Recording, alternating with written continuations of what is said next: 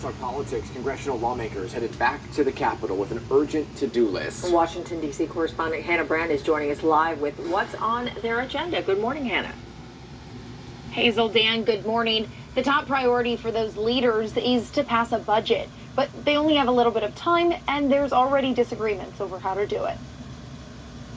Congress has until the end of September to fund the government or risk a shutdown. We want to avoid that, and that means Republicans and Democrats are going to have to come together to get a consensus in divided government. Senator Mike Rounds told CNN he hopes they can make that happen, but some House Republicans are pushing to include conservative priorities that would make it unlikely to pass the Democrat-controlled Senate. And that is causing concern that lawmakers won't reach a compromise before the funding deadline. This is their job.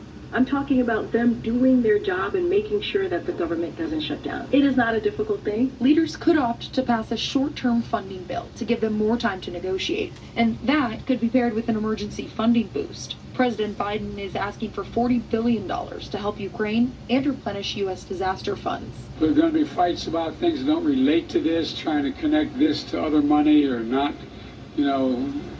but I think we'll get through it. I just can't imagine people saying no, they're not going to help. Adding to the political tension, House Republicans say they may open an impeachment inquiry into President Biden this month. Speaker Kevin McCarthy called it a natural step forward in their investigations into Hunter Biden's business dealings. But not all Republicans are ready to launch that inquiry, setting the stage for a messy fight. While the Senate is coming back today, the House doesn't return until next week, giving them only 11 legislative days to find some sort of funding fix. Dan, Hazel, back to you. Okay, Hannah, thank you so much. Appreciate it. Well, 6:17, everybody, and going by the temperatures outside.